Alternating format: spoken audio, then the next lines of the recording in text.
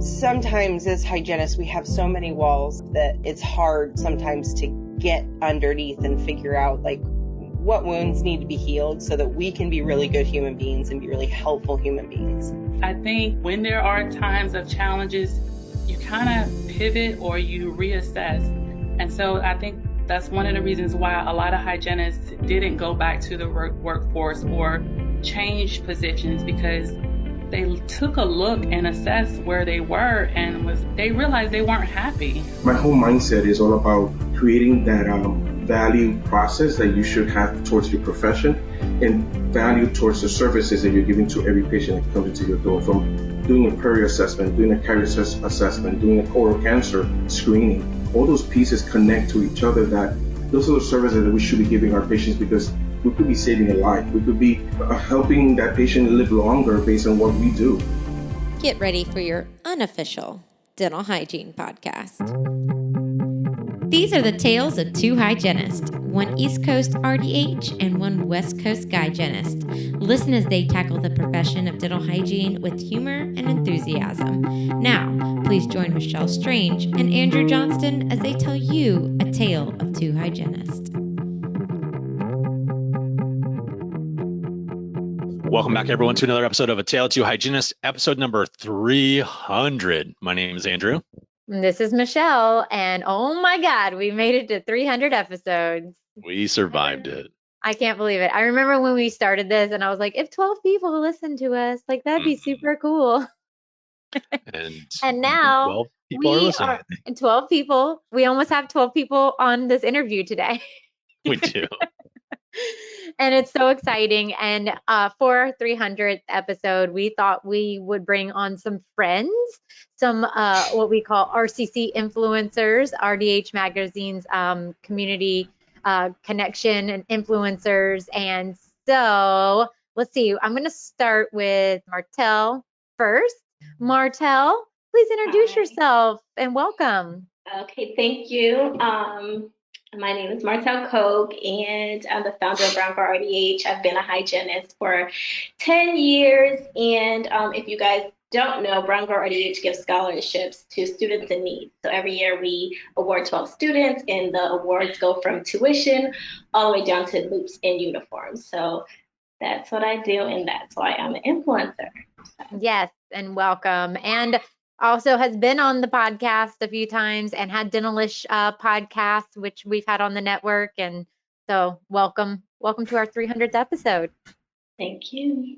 And from the West Coast on an early morning, we have Britt with us, who is new to the RCC Influencer group. Welcome, Britt. Hi, good morning. My name is Britt, also known as Brush with Britt on social medias, Instagram, TikTok, all that stuff. I became a dental hygienist almost 1 year ago, not quite yet, and I'm in San Diego, California. I use all of my social media platforms to spread awareness about oral health and the career of a dental hygienist, and I also help many dental hygiene students and new graduates as well. Awesome. Well, welcome. Welcome to the group and welcome to the podcast. Thanks so much for having me on. Yeah, absolutely. And the man who probably gets the award for smelling the best in all of dentistry, we have Rafael Rondon. Yes, hello, everyone. I'm Rafael Rondon. I'm the VP of Hygiene Operations for Coast Dental, but I'm also the founder of Mr. RDH, where my piece here is to influence guys to continue to empower them to be part of our profession and continue to work and to continue to grow and continue to develop within our profession. That's awesome. And I tried to infiltrate all Mr. RDH meetings whenever possible. You too. And not to play favorites, but one of my besties, Carrie Ibbetson, is on. She and I met very early on when we started this podcast. So you have really seen it grow and have been around for the highs and lows of our podcast. Welcome, Carrie. Thank you so much. And I do have to say that, Michelle, we are besties, but I've known Andrew a little bit longer.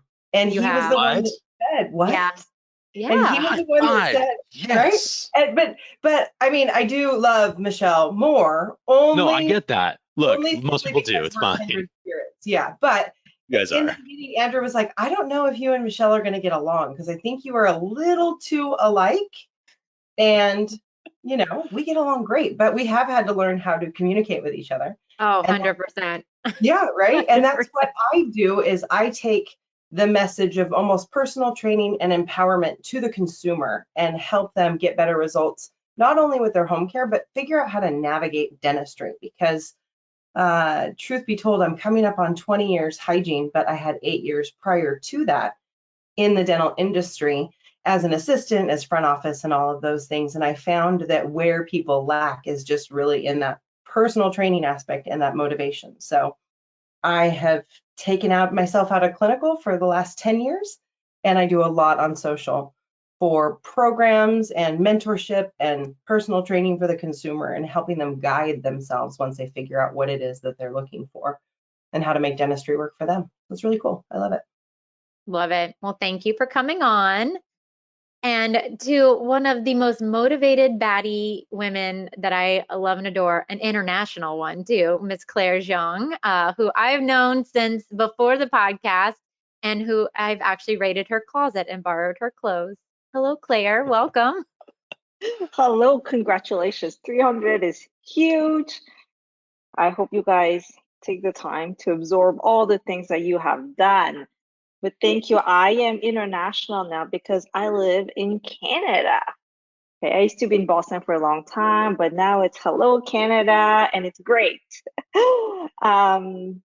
What I do is student RDH, Dental Hygiene Boards Review, for our students who need to go out in the big world, help them in the last phase.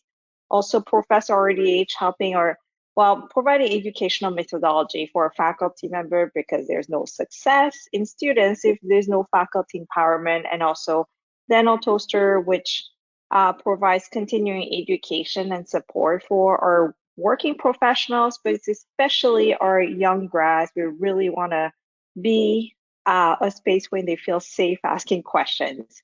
Those are the three main things that I do, and it's a privilege to be here again. You guys just really are the originals in this podcast industry, and with your motivation or with your example, I also started my own podcast, which is called RDH Bites, really more focused on content and explaining things like scientific things about how to and why for especially our students who are learning.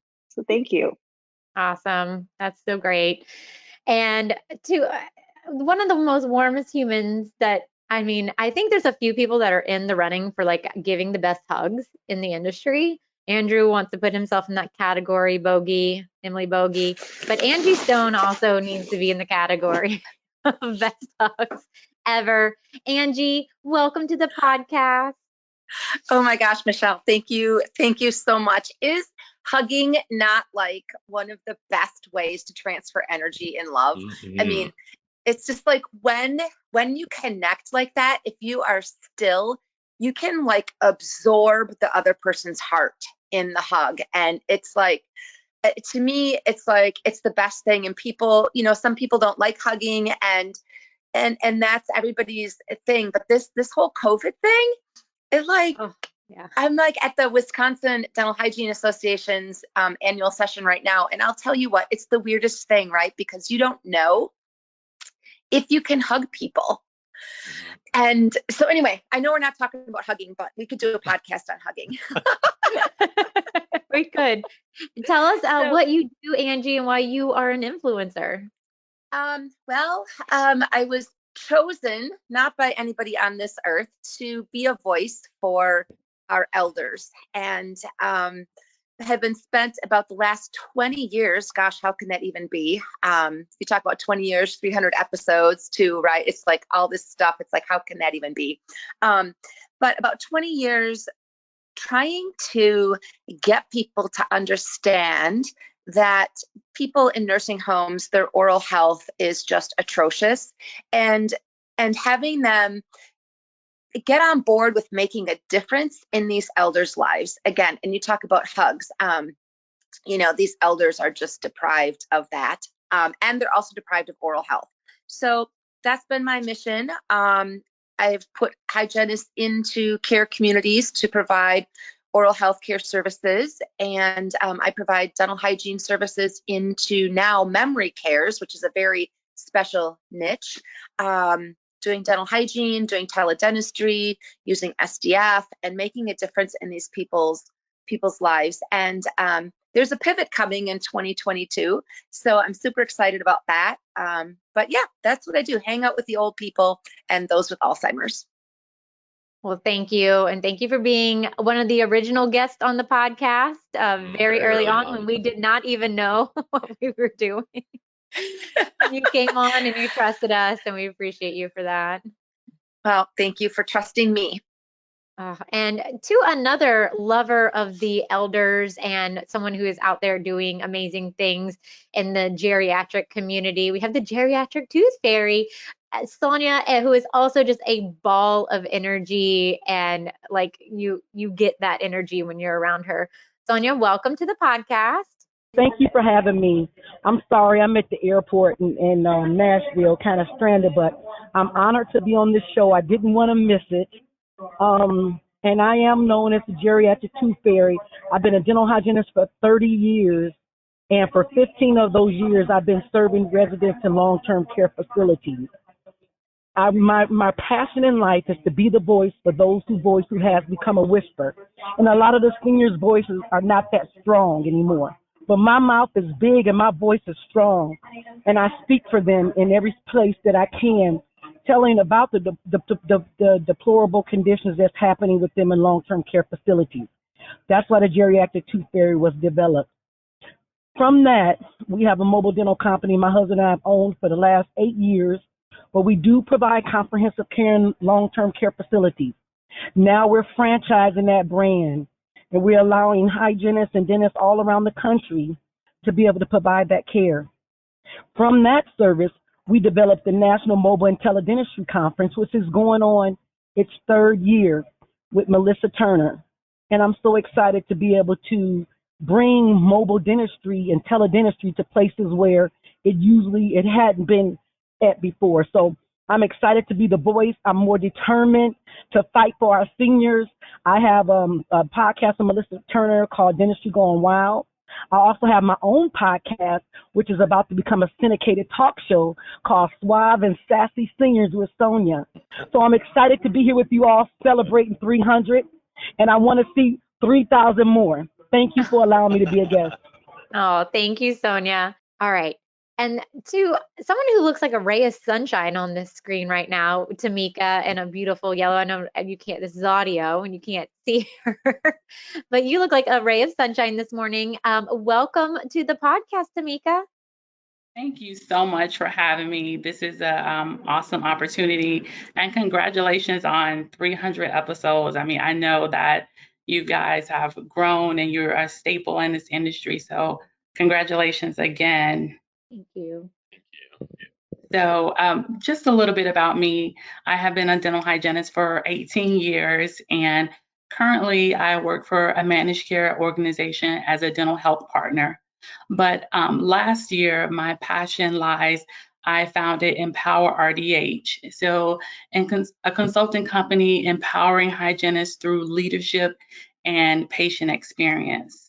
And one of my babies is highlighting and just sharing other hygienists, inspiring them. So I started the Women's Empower Wednesday to help inspire hygienists through leadership, as well as just, it's been so many challenges with hygienists and burnout. So I just wanted to share a spotlight on different hygienists and just women in dentistry. So that has been my passion with that, and continuing to motivate and inspire women in dentistry. So that's a little bit about me and Empower RDH.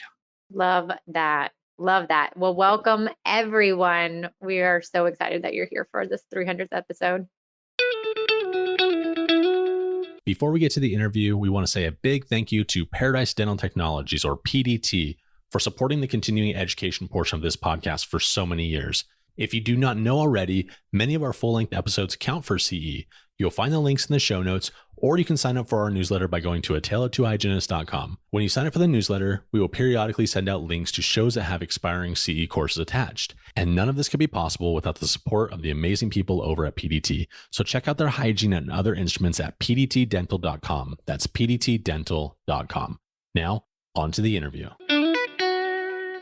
For Thank sure. you. So I think, what we're going to do, we've all sent you guys some questions that were asked by listeners and fans that, you guys are influencers, right? Like you are coming from all different parts of the hygiene world.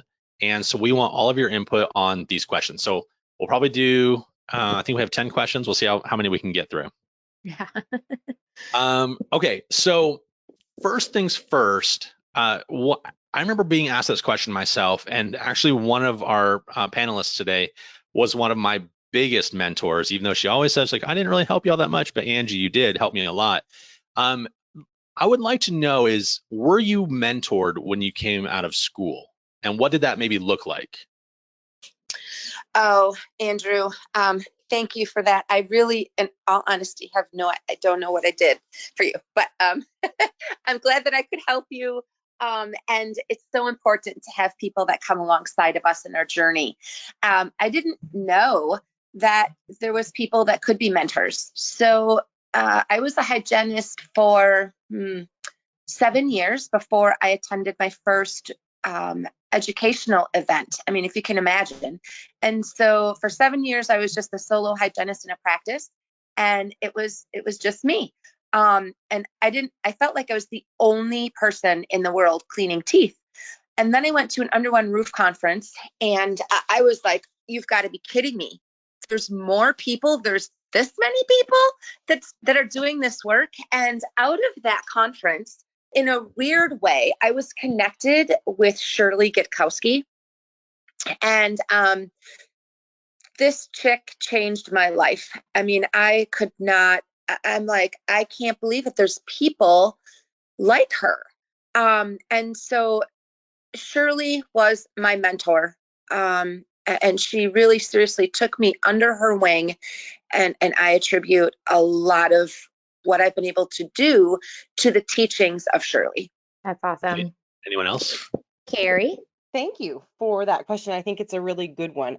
I too, like Angie, the initial part of my career didn't start with mentorship, but what has helped me become so pivotal in what I want to do definitely revolves around mentorship. And there's 3 people that have been really kind of most influential in my life. So again, Shirley Gitkowski, amazing human being. She sees things really quickly and helps process it and helps you get better, and it's not like in a nice lovey way, it's in a very much like, we're going to get stuff done and you're going to move through this stuff. And I love that about her. And it helped me learning how to communicate with her helped me also with different communication strategies, right? And then Noelle Kelch has been amazing.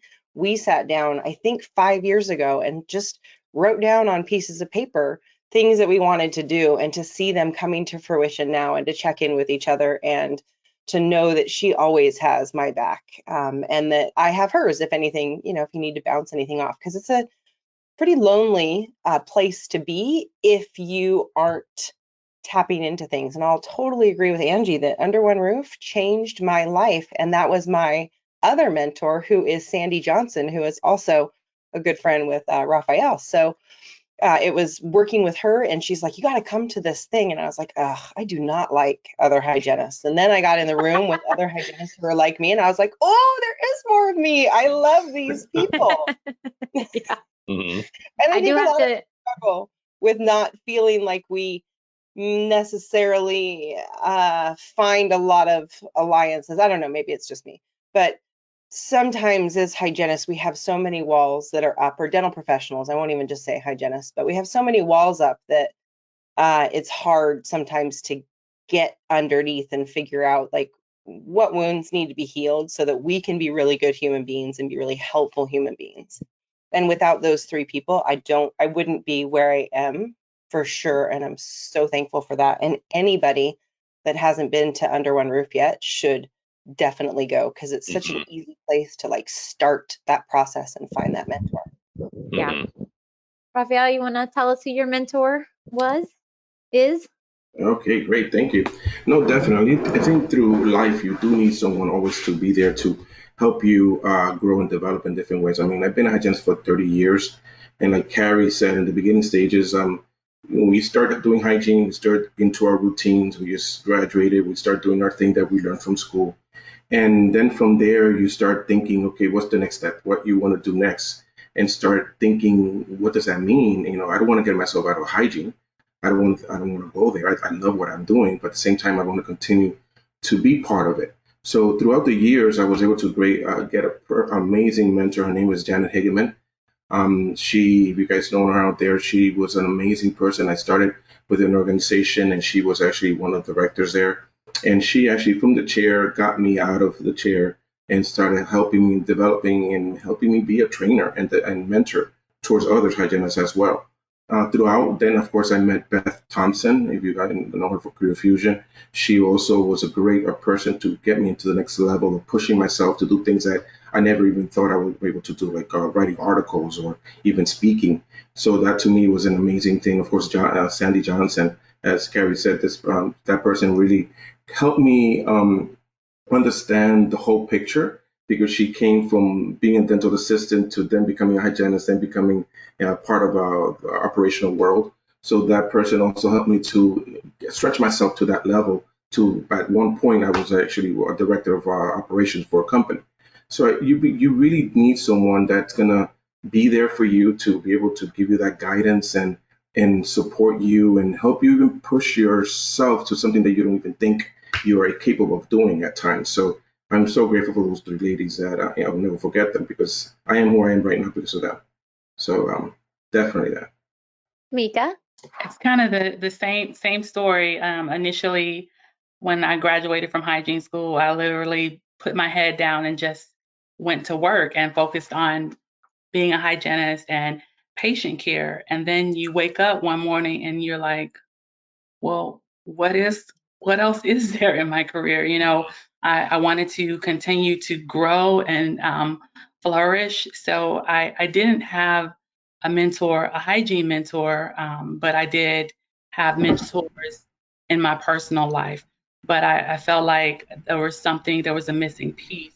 So for me, rejoining ADHA kind of reignited my passion for hygiene, because I didn't know it, but I was burnt out. I was at a place where I felt like I wasn't growing, and so I had my regional manager who wasn't a hygienist, but I became a hygiene mentor, and I supported 8 offices, and I would always tell her that you're stretching me, because she was, and she was very direct, and she challenged me even when I didn't realize I could do these things. So I think it's very valuable to have a mentor, and even having a mentor in a role that you aspire to be in. So I have mentors within ADHA, I have mentors in my personal life, and I think it's really important to have multiple mentors. So and to be a mentor, that's very important as well. So that's my story. Lovely. And Britt, who is your mentor or mentors?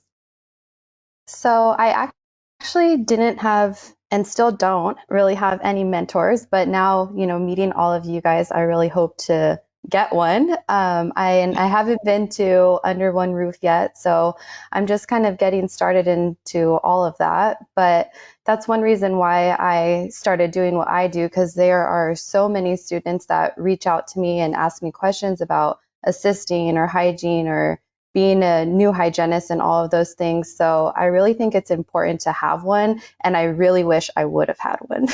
It would have helped a lot. But yeah, that's exactly why we're all doing what we do, and I think it's awesome. I'm curious, what do you feel a mentor would help you in? Like if somebody is maybe feeling like that too. How do you think a mentor could have changed your journey? I definitely think throughout hygiene school, I had a lot of struggles that it's hard to have somebody relate to you as far as like friends and family who aren't going through hygiene school. Like they don't, even as much as they want to know what you're going through, they don't. So I did have professors that I would talk to, but just having somebody completely outside of dental hygiene school to just talk to about everything you're going through, I think that would have helped me a lot as far as like managing stress and anxiety. That's great. That's great. I'm sure people resonate with that. Yeah, and I also think it would help too, even when you get into the workforce, because it's so much different than school and there's just so many unknowns. So having somebody to talk to about all the differences from hygiene school to actually working as a hygienist would really be beneficial. Yes, yes. I just wanted to say, part of also what I think has been remarkable about your podcast is there are days when I feel really alone, and I'm going to pop on an episode and I'm going to feel way more understood than I used to. So I think there's a moment in time where Andrew and Michelle, thank you for doing what you do, because I think you have mentored a lot more people than you could ever really understand and give yourselves credit for, because you stepped into the fire to create this, to help people become better at what they do so that they can be better humans and in turn make the world a better place. And I don't think you realize the impact that you've had on our industry and the communication, the conversations that have been able to be started because somebody has heard something on your podcast and they're like, I'm gonna do something different about this. So although we've had some great mentors, I would say that you have also been great mentors for grit and gumption and for sticking it out and for really helping this industry come together in one place. So thank you both for what you're doing. And again, congratulations on 300, because that's huge. I did not realize I needed to bring tissues to this desk this morning. Yeah, what's interesting about that, what you're saying, Carrie, is like, obviously, Michelle and I definitely don't feel like we're mentors. Very much, I think, Angie, going back to our thing, like, I know you don't feel like you helped me, but it goes back to the whole thing what Tameka was saying, though, too, is you have to have mentors in different areas. And I think the beauty of what we've done, which is on the backs of so many real mentors, is that we have been able to bring them together so that we can listen to it. Because I mean, Michelle and I need those mentors. When I'm sitting there and listening to, like, Rafael and I work, together on the business side of dentistry. When I'm listening to someone speak about business and hygiene, that excites me. I'm like, okay, I can pick your brain later on. There's so many amazing people out there. And so I think, back to Tameka's point, like, you do have to pick multiple mentors along your journey. It can't just be one person that's going to tell you your whole entire story and that's it, because not one person can do that. Yeah, I think a lot of us would agree that we would have given up a long time ago, totally checked out, if we didn't have somebody going, no, you're meant to do this and you got to just stick with it. And I see something different in yourself than you can see in yourself. So again, kudos to you guys. Thank you. Thanks, buddy. All right. So our next question is, what actually has helped you in your career? And it could be multiple things. And I would also love to know when it helped you in your career. Okay, hi. I realized, like, helping others will actually help you. Like, that's for me. That's how my transition started. I remember starting Brown Girl RDH, right? And everyone's like, you're giving scholarships to people who are in the professionals, and why, and if they don't have it, or why are you spending your money to do it? Because truth be told, I was temping and saving money to start a scholarship fund, because who's going to give money to something that doesn't exist, right? So, I'm just like, I'm on the mission, and then I would speak to other consultants or so-called mentors in the industry, and they would be saying, like, you have to make this a business, and if you're not going to make money on it, it's not going to last. But I always knew, like, it was in my heart to do and to help others. And I mean, it's 3 years now for Brown Girl RDH, and we helped over 34 students. But I still haven't benefited from it directly, but indirectly, I was able to open up 2 practices, and now I work for myself, and I'm partners with a dentist. And no, I can't own an office per se, but I own whatever's going on in that office. So now I have the freedom to do what I want. And everyone's like, "Oh, hygienists can't own an office," and I would say, like, you can do whatever you want to do. You can go fly a plane if you were really determined. You can go fly that plane. You got to figure out how to do it. But that opportunity would not have come if I wasn't helping others. I don't benefit from helping others and giving scholarships, but indirectly it helped me. So that's what I learned. And I feel like that was the blessing right there. Like that was it. And not only 1, but it's 2. And not many people can say that they can do that or they're doing that. So I would say that being let go after I gave my 2 weeks notice at an office was the best thing that happened to my career. Because it kind of forced me to be like, I'm so sick of this crap that happens in our industry. I'm going to go do something about it. Honestly, I would say the pandemic. The Oh, pandemic, I was transitioning to a new role, and I was due to start March 23rd, 2020. So I was left in limbo. They said I had a role position, but it was a lot of uncertainty.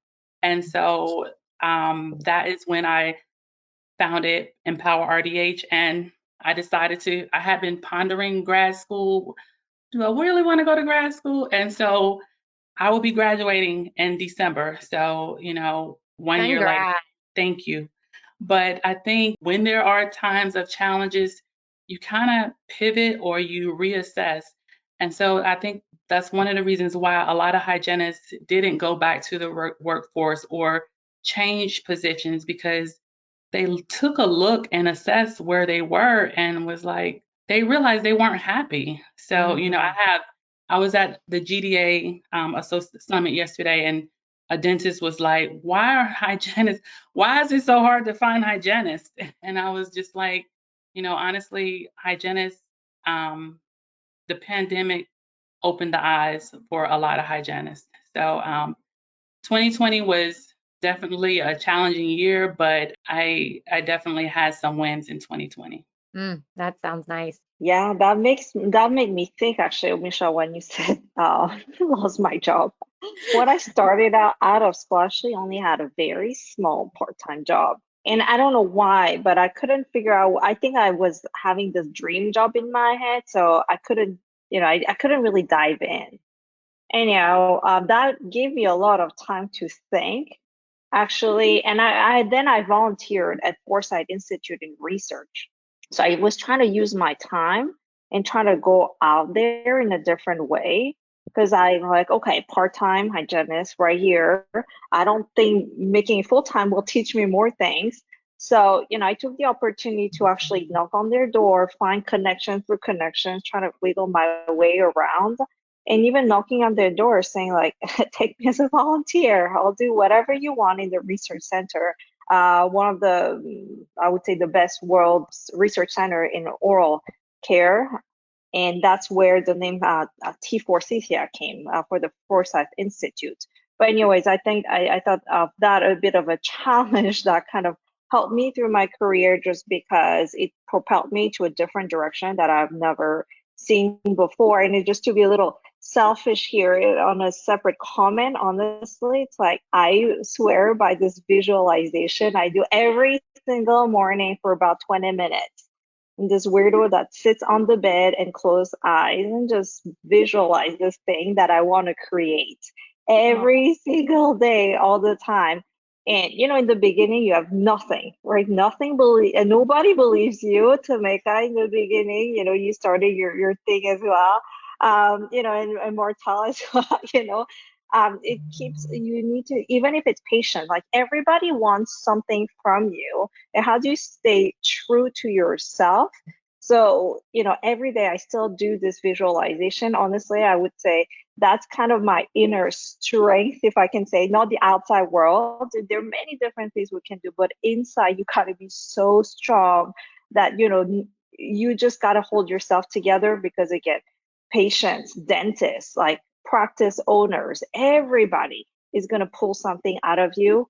And just we just got to do what we believe in. So that's me. That's nice. That's nice. Yeah, just a couple of quick comments. I think that for a lot of us, the impetus of our change has been a pain point. And that's what I've been hearing, too, with the pandemic. It's like we're in pain. We've got to figure something out, right? And for me, things started to pivot with a pain point, right? With my family in a nursing homes, and I got to see firsthand, and I was mad, right? I'm like, why is this happening? So I think when we get mad about things, and then that anger kind of turns into a passion. So when we're on the struggle bus, that's what I like to say, when we're on the struggle bus and we're upset about something, I think that there's a bigger force that is at work there. And so I think that's when things begin to change. And another thing for me is when people were telling me I couldn't. And I'm like, okay. Do you know what you just did? You told me I couldn't, so watch me. Right. And it was colleagues. It was dental hygiene colleagues telling me that what I wanted to do was illegal and that I was going to go to jail and I was going to lose my license. And I'm like, are you serious right now? Are you serious? And so I think that those things that make us angry and that really are, it's like, okay, it's not right. And now you've made me, now you've got me ugly. And now I'm going to be on it. Right. So I think I hear that in people's stories, and we don't want to go through the pain because it's not fun. And yet I think if we look at that, it's like, okay, there's something bigger at work here that we don't quite understand yet. Oh, I think everybody on this episode right now is a change maker, that somebody who was like, you told me no, and that's cute. Now I'm going to go like throw it in your face. At least maybe that's me. I'm going to throw it in your face when I'm done with it too, because my blood type is petty pretty much all the time. So I'll make sure you know about it. And Carrie, tell us about something that has changed or been great for your career. I'm trying to stop laughing from my blood type is petty. It ranges anywhere from petty to I told you so. That's where my blood type lands. I'll agree with that 1000% with you. Absolutely. But again, you've been doing a lot of work to not let that rule your life, which is a testament. Thank you for seeing what you're doing. I love going after Angie because Angie and I have commiserated with this on the phone multiple times. Like if I had to look back at the comments and see how many times I should be burned at the stake or lose my license for simply teaching people how to brush their teeth at home effectively, it's bananas. But I think that's there has to be something. There has to be like a splinter for us, right? That gets festering and tries to work itself out so that we have the motivation. Because I think all of us can agree that anything that we've done has not been easy. And we've been up against a lot of barriers, not only our personal barriers, but our professional barriers as well. For me, what really helped was my years as assisting before I became a hygienist, because I was watching the restorative process. I got to work with some amazing dentists and see what was available out there and what could happen. But then I had the opportunity to temp for many years. So even before I went to hygiene school, I had worked in hundreds of offices. And it gave me the opportunity to see from the back door what really amazing dentistry looked like, what clean dentistry looked like, what clean offices look like, and then the opposite. And the range in between was crazy. And I started getting curious because my past with dentistry was I was a patient in the chair a lot, and I had parents who had a lot of dentistry and a lot of pain. And so I was always that shamed child about my brushing techniques or anything, but I don't remember anyone actually doing anything positive about it. And so when I moved into dentistry as an assistant, flossing and fluoride weren't enough to get me healthy. But what I now know is biofilm management, pH control, that's where I got really healthy on my own. And I just started wanting to share this with the patients that were in the chair as I was assisting them, because if we could help them keep their dentistry cleaner, we could help them prolong the life of the dentistry that they get. But the caveat was when I went to hygiene school and I came out and I was all excited, it's like a puppy, right? And you're like, I want to tell you, I want to tell you, I want to tell you. I had struggles with that. So it was bringing the communication strategies in, which I'm sure we'll talk about that in a little bit. But what helped me in my career was definitely those years of assisting and working beside a dentist and then teaching those patients how to take care of their restorative work and what I was able to see from that as well. And Rafael, you have a little story for us? Yes, I do. I do. Hearing everybody here, I mean, we're on the same page. Sometimes one thing that I heard from Carrie was that sometimes you put yourself, your own self, you put your stop and your barrier to move forward to the next step of what you need to do in your career. I remember myself not thinking that I was capable of doing mentoring or coaching or anything like that. So it's just pushing yourself to get to that level of and seeing if it works. I mean, I started in my same office as a dental hygienist with hygienists that were coming through, and I was able to help them in the training process of onboarding them. And that started uplifting myself into, I could do this. I believe in myself because I could see how successful they're being when they're actually working with patients in their own offices after the fact. And also things that I also did for my to grow my career. I went to leadership courses. I went to Dale Carnegie. I started wanting things to see different aspects of life and putting it all together to what I'm doing now. But it took that push of saying, I'm going to go ahead, even though I feel like I'm not capable of doing it, because I've always been that type of person.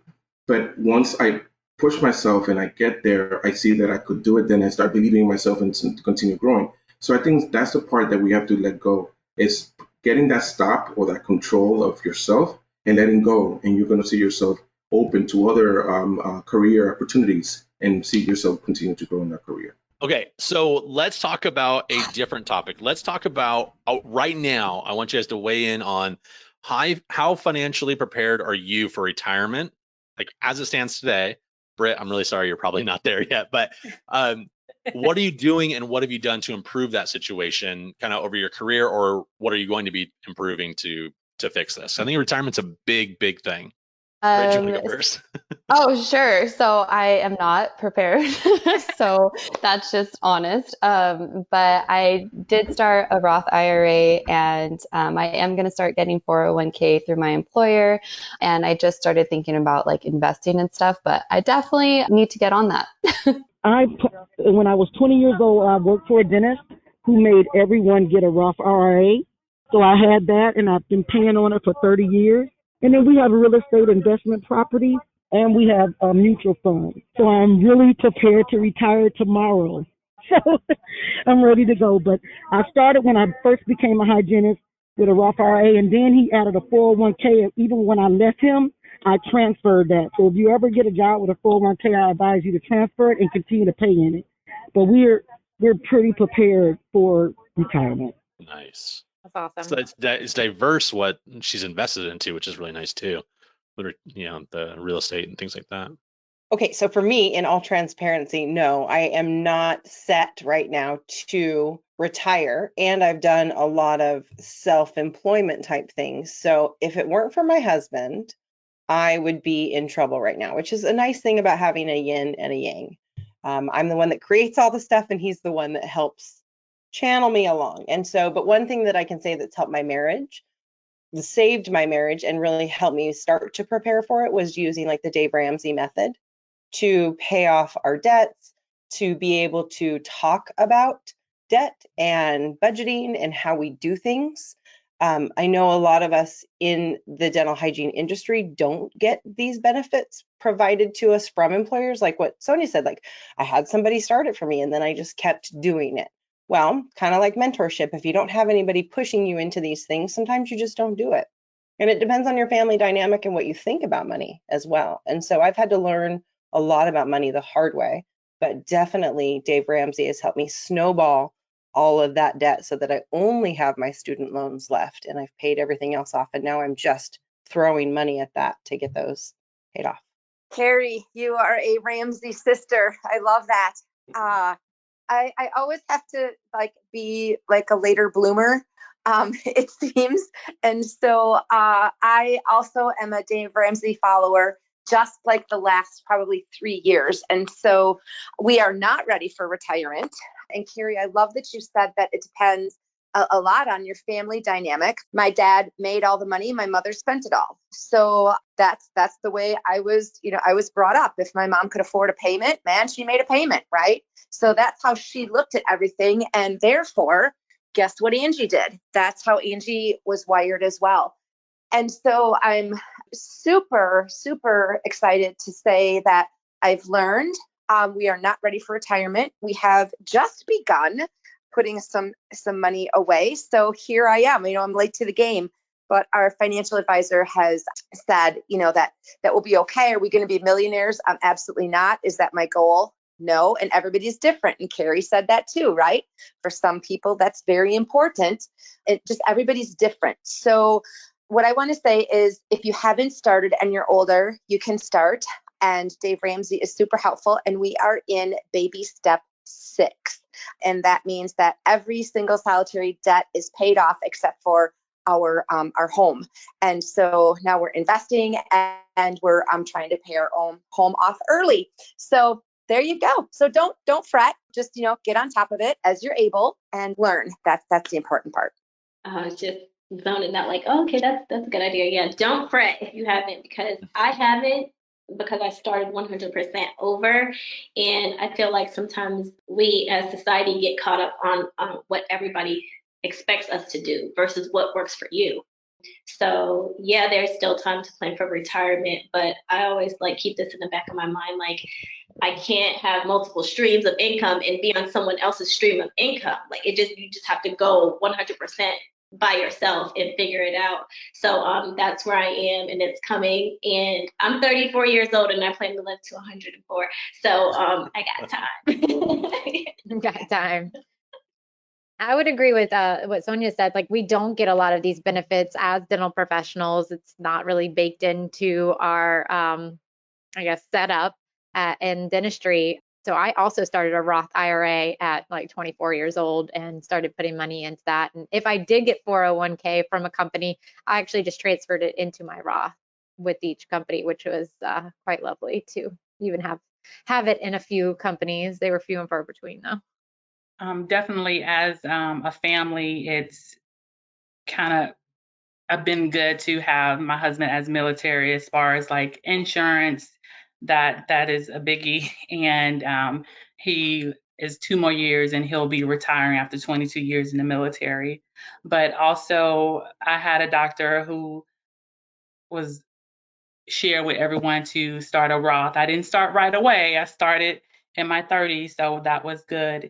And then working at larger companies, having at a DSO, being able to have a 401k. And now that I'm working with a healthcare organization, it's so refreshing to have matching 401k, just a lot of different benefits from in a healthcare standpoint organization than dental, which is disheartening that we don't have as many opportunities as healthcare professionals, because we are.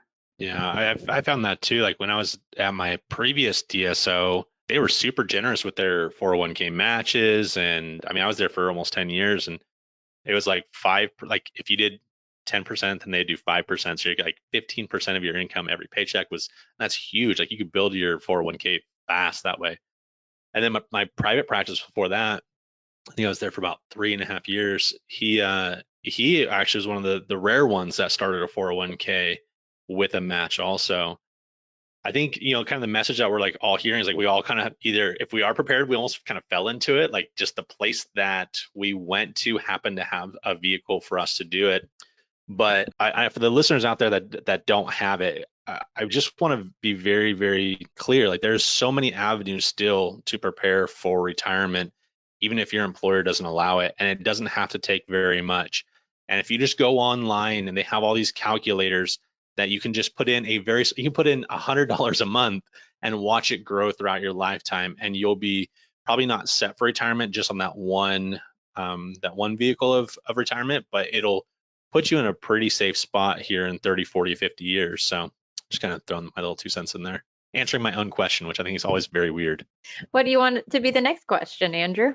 Okay, let's find out. So maybe piggybacking on that a little bit is, how much debt did you guys carry from hygiene school?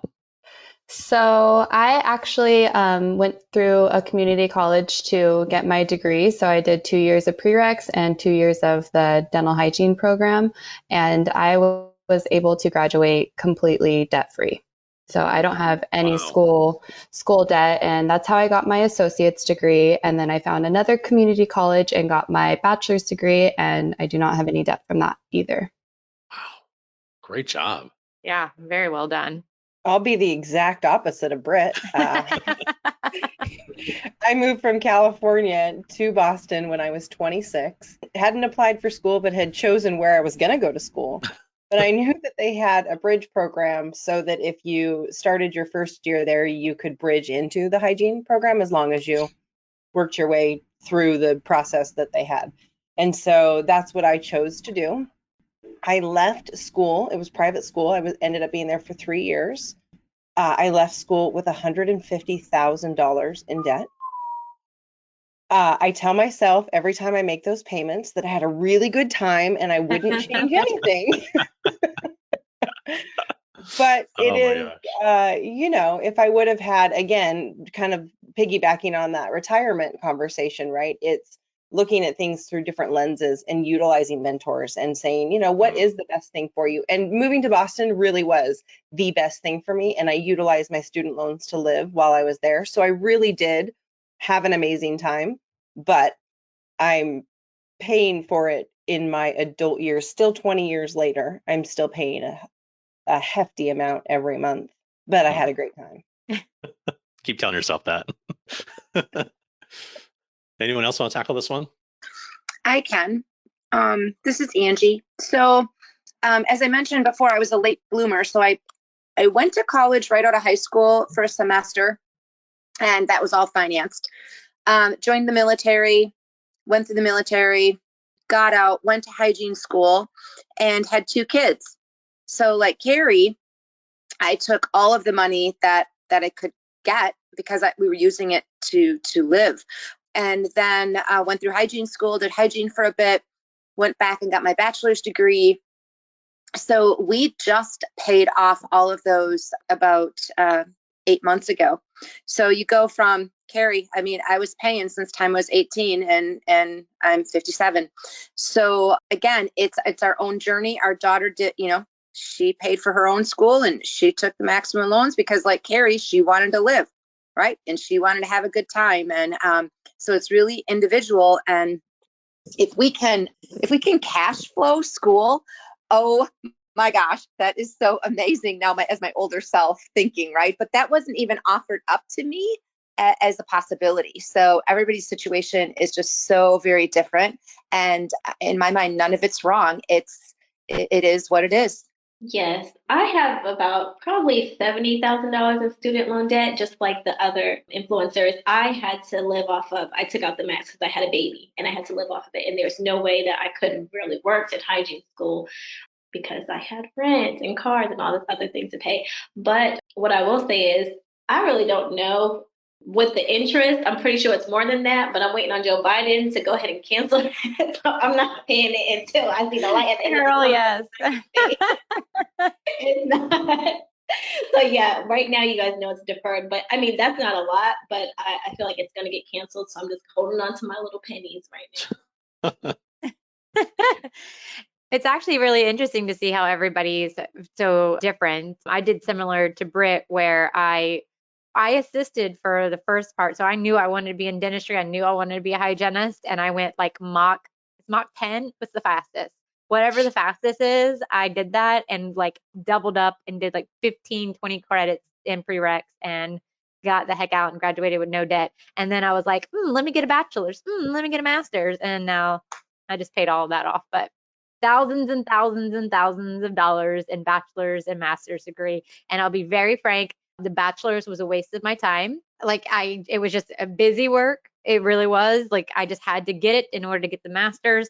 We all know that we are like 4 credits shy of I don't even know if that might be hyperbole, but pretty darn close being shy of actually getting a bachelor's degree in dental hygiene. And that is a shame and a travesty in our industry. I kind of wanted to add on to that. I got caught in the trap of, oh, I can go from an associate and then I can become a dentist, but you have to get a bachelor's and you're taking these credits and you just take out more debt and more debt and more debt. And by the time you know it, like, I never even got the bachelor's degree, but I'm going to be paying for it. So, and I'm never going to be a dentist because I don't need to be at this point. But it just shows you, like, in our minds how we think things should be set up. And I did pay for a good time, Carrie. I actually did, now that I think about it, because that's what I'm going to start saying. Britt? Yeah, so I actually had to work the entire time throughout all of my prereqs and the dental hygiene program. But I just wanted to add on to what Michelle said, that my bachelor's degree was completely just busy work, and my associate's degree was like 10 times harder than my bachelor's degree, and I just knew that I had to get it in order to do the next step. So yeah, same thing. And I'll finish that one off, which I have enough credits for 2 bachelor's degrees, yet I only hold an associate's degree on paper. So don't think that it's, and I don't care, right? Like, I've taken the classes that I want to take. So although some of the doors have been closed to me for some of the things that I thought in that moment, ideally I wanted to do, but it actually wasn't my path of what I'm supposed to be doing. So, and I learned the things that I wanted to learn instead of, thinking I have to do that busy work because I have to get the degree. So for anyone who is just holding an associate's degree, don't kid yourself. That is, and it's not a just, right? An associate's degree in dental hygiene is hard as hell.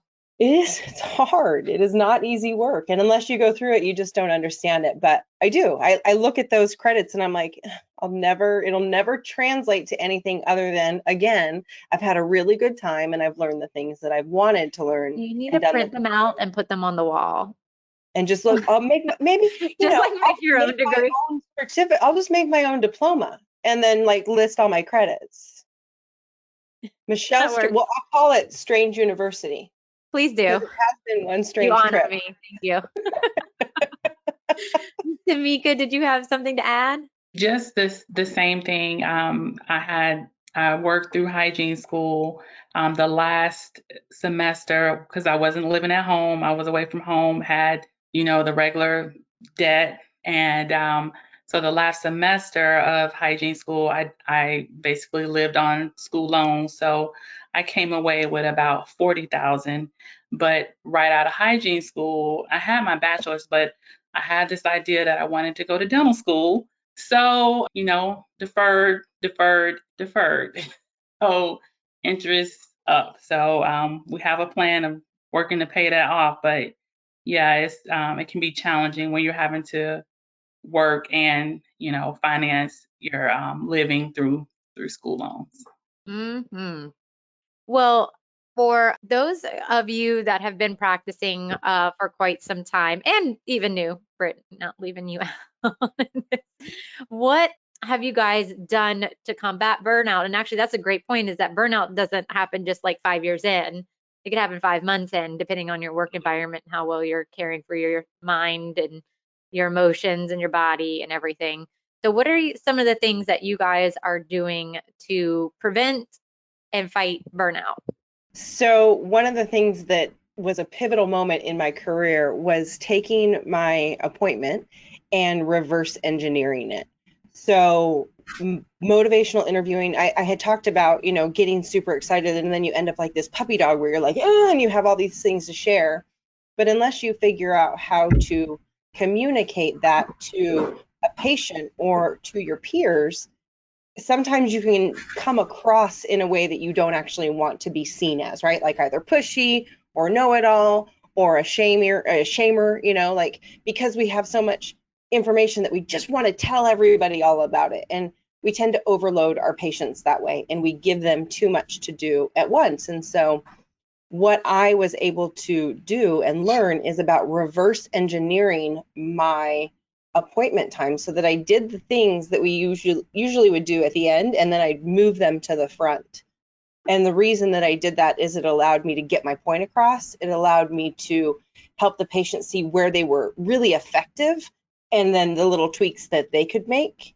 And the conversation flowed completely different. And the other thing I started doing was asking permissive statements in the beginning of my appointment, like, do you even want to hear what I have to say today? Because although I feel like as a hygienist, we're taught that we have to tell everybody everything every time, we don't actually have to.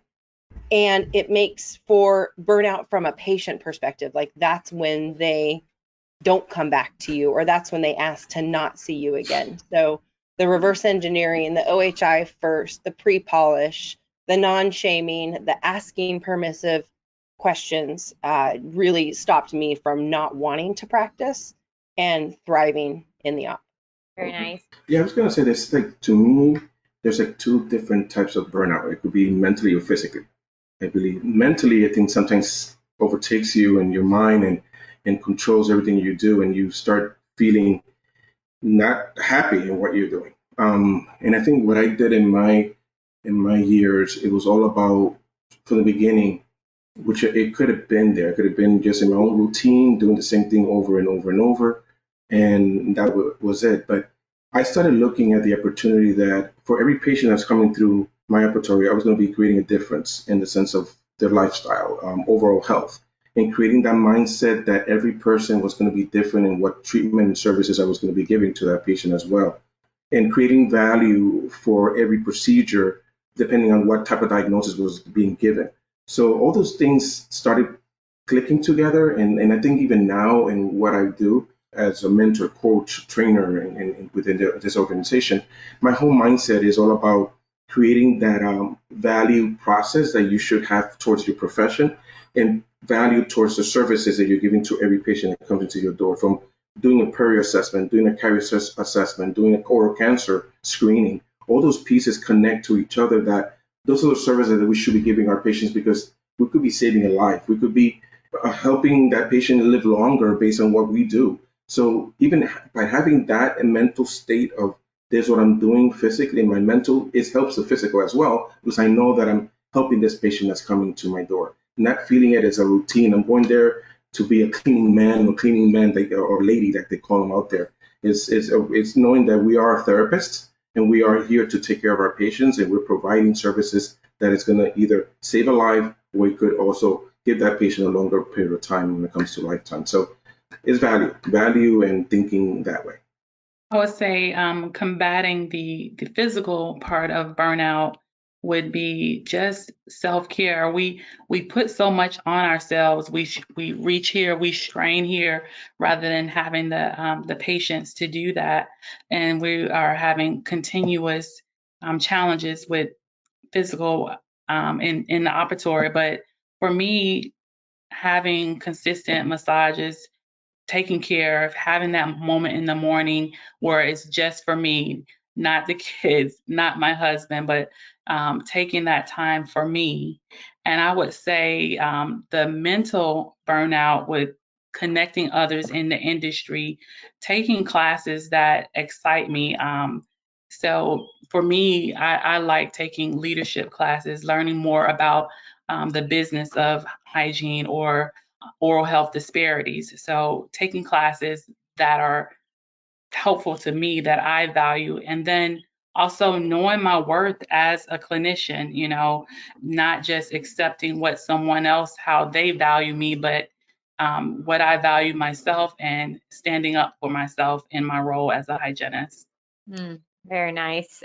So many times I'll talk to hygienists who are quote unquote burned out, and they feel like they can't make a difference in their office because they can't do this, they can't do that. No matter what they learn, they can't do this, they can't implement it. And so I think a lot of times burnout is a product of our environment, right? And so for me, I don't think that I was ever burnt out, because I was blessed to work with a great dentist who allowed me my autonomy, and we were actually partners, right? And if people are trapped, if they're just like, oh, I can't leave, I've got all this extenuating circumstances, I need this job. I think that finding something outside of work, right? Because so many times we let our profession define who we are. And sometimes if we're stuck somewhere and we really honestly don't have an option, we need to look at what that job is providing us. If it's the income, if it's the stability, if it's the insurance, it's like, okay, I have to be there. So how am I going to help myself to put value on something else in my life, right? So I know I have to be at this place 8 hours, but what am I going to do outside of those 8 hours? Because that 8 hours is providing my livelihood, but that doesn't define what I'm doing outside those 8 hours.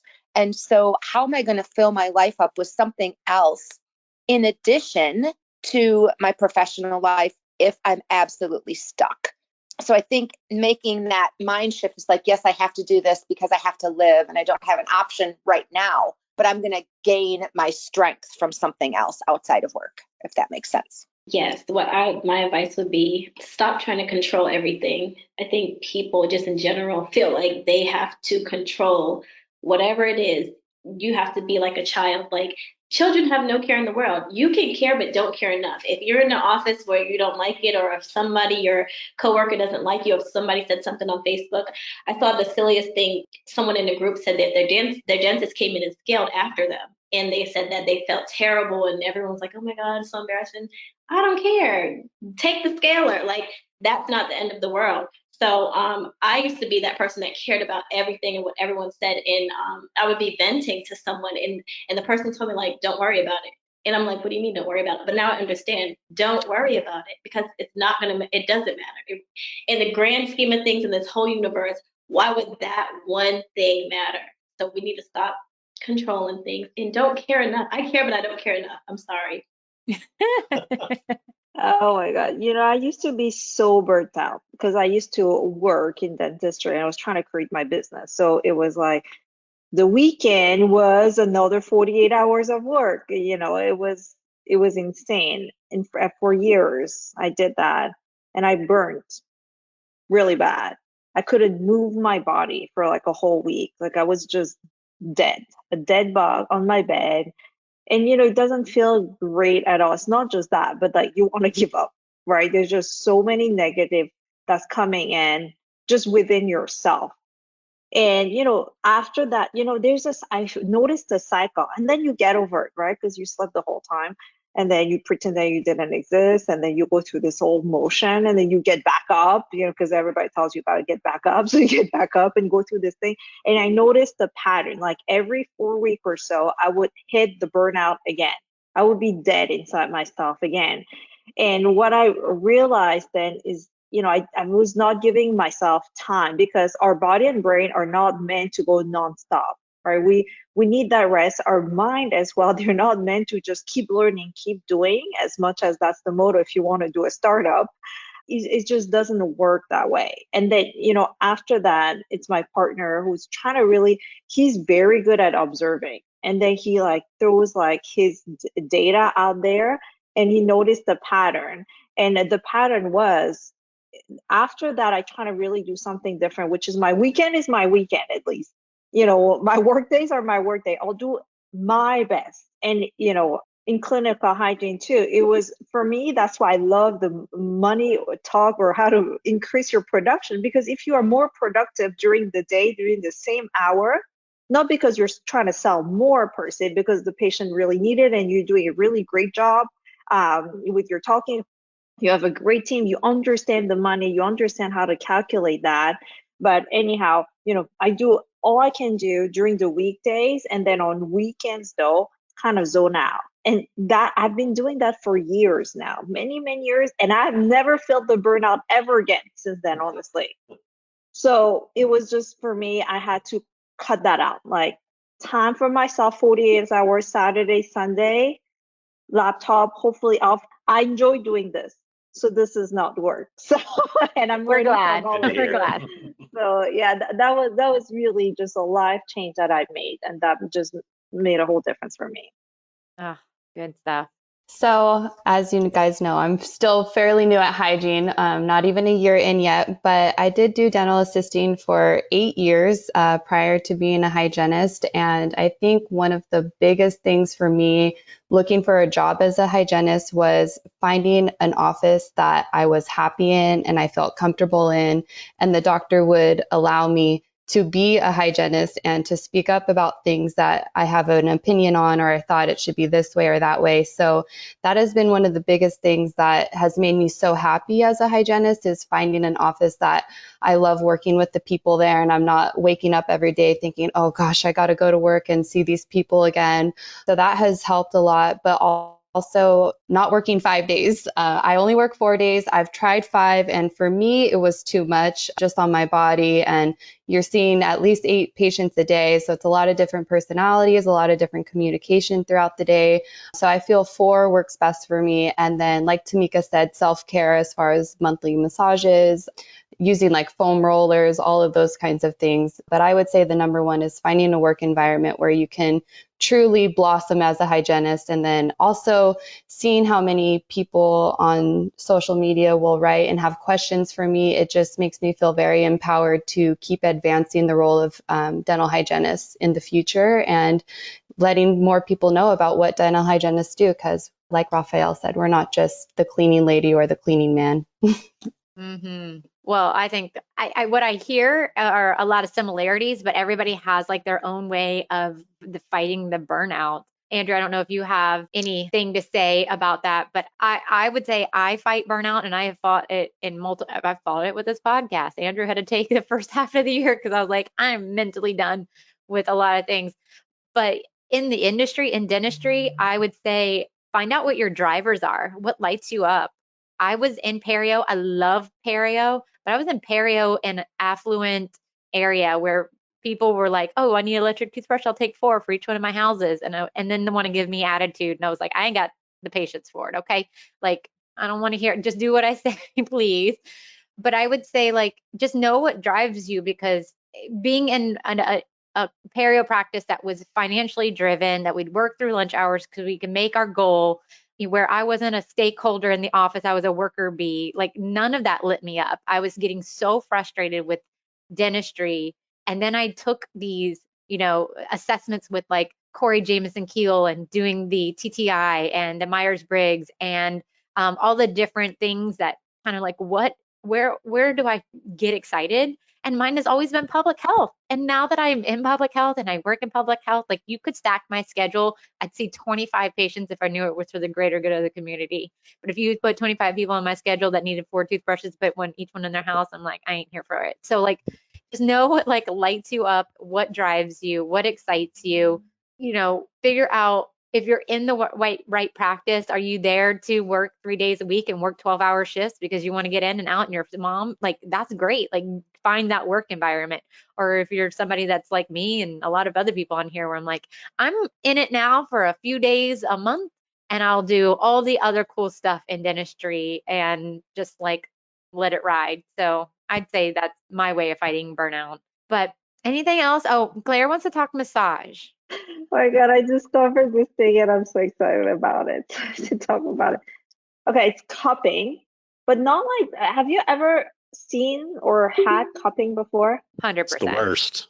It's the best. It's the stupidest thing that's ever existed. Andrew has no opinion. He does not like massages. I had the cupping and it hurts. I don't like it. Sorry, continue on. I'm sure it's wonderful. Tell us all about it. Let's try this. Okay, there are 2 types of cupping. One is the traditional Chinese Asian massage style, where you just put the glass suction cup, put some heat, and it suctions, right? And you leave it there for a long amount of time. Sometimes next level, they do acupuncture. They make you bleed a little bit. They put the suction cup up so you suck the blood out. That's next level. There's another type though. That's the silicone cups. Mm-hmm. So they don't put any heat. Yeah, and like they just put some oil in your body. But then my masseuse here is just fantastic. She has this, like, she used the suctioning cup most of the time.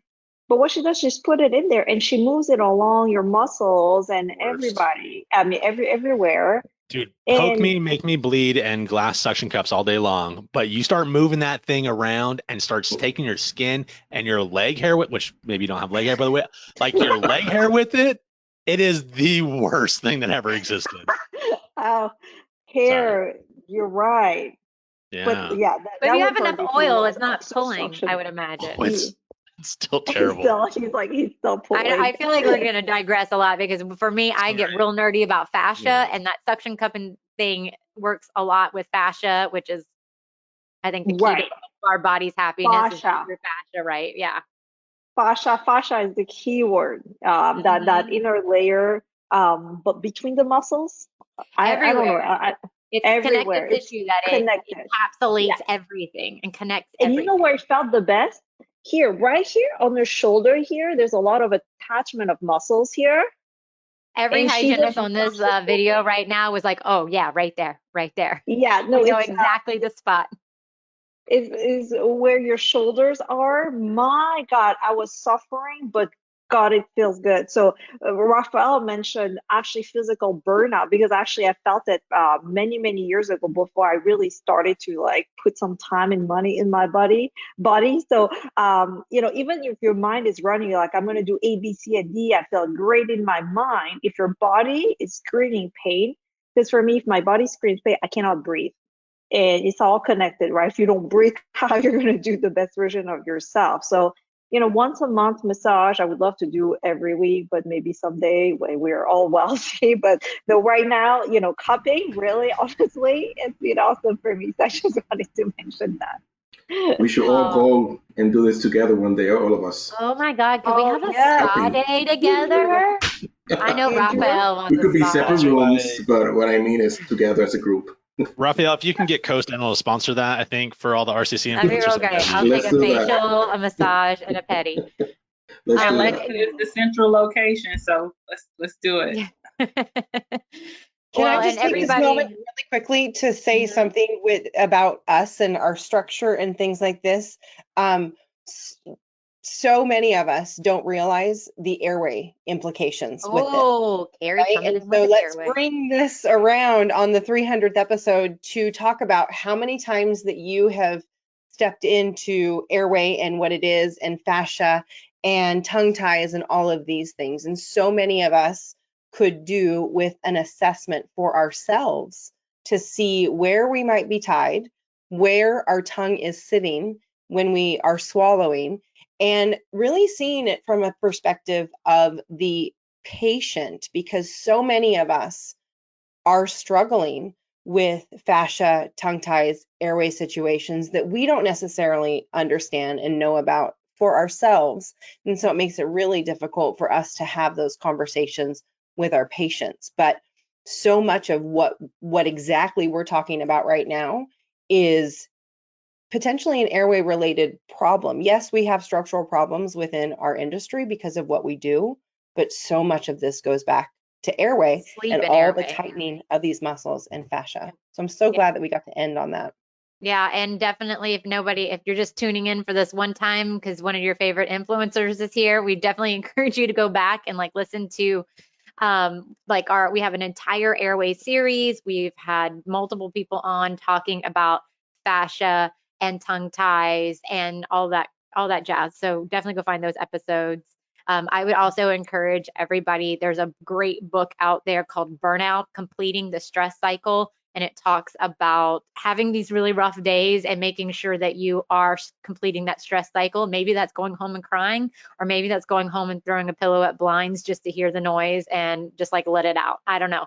But just making sure that you complete the stress cycle of your day. That way it doesn't build up and cause inflammation and cause a lot of mental, emotional stress as just human beings in this world, not only providers of others. Being a human giver in our profession, we give a lot to our patients. So I just want to say thank you all so very much. And to Sonya, who had to drop off because she was in the airport, appreciate her for even trying to get on this morning.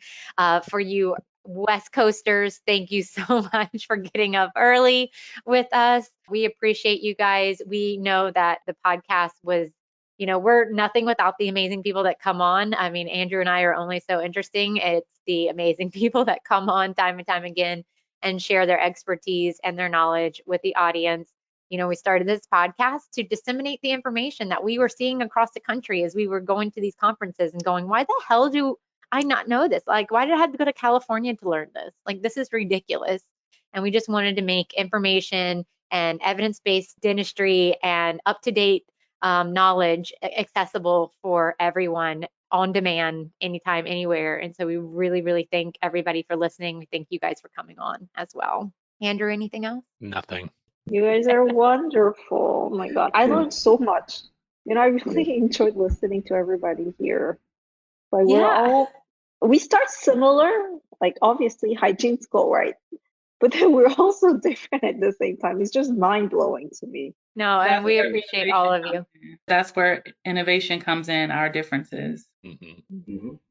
And Claire, I just have to say, I don't think I've ever talked to you like computer to computer, but you actually helped me a lot when I graduated from hygiene school. I don't know if you remember this, but I was struggling because I went to like a live seminar, and then it wasn't my cup of tea, and I wanted something more guided, and you helped me because I was a struggling student at the time. So thank you for that. Oh, you were so beautiful. Oh my God. It warms my heart, but thank you for saying that. And I do remember, and especially those students who did other things and they're like, I didn't work. I need another solution. And I love that. But I see you. Don't worry. And I'm just blown away by the things that you're doing. It's just fun. It takes it to a next level of, inspiring.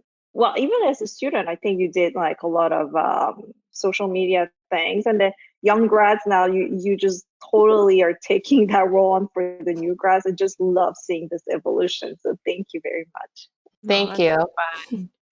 Well, and I encourage all our listeners to check out each one of these RCC influencers individually. In our show notes, you will find links to their social, to their website. Every single one of these people are doing something amazing in our industry, and it's a beautiful thing to watch. And we're just so happy that y'all are sharing that with us today. Thank you again, everyone. And I wish I had a glass of wine because I would love to cheers to 300 episodes. Congratulations, you guys. Well, congratulations, guys.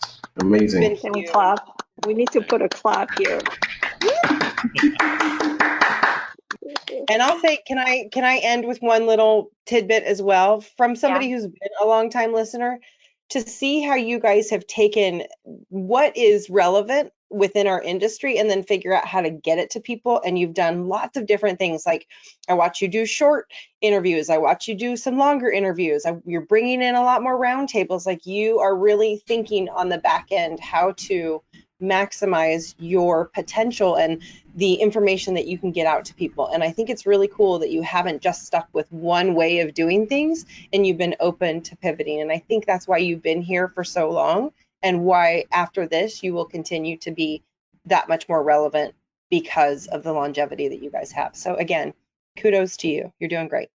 Kisses, y'all. Love you so much. Thank you. Thank you. You're the best. Congratulations, guys. And thank you guys for always helping and supporting, because what you're doing, you're inspiring other people to do it. And you guys gave me the platform. So I rock with y'all. Thanks, everybody.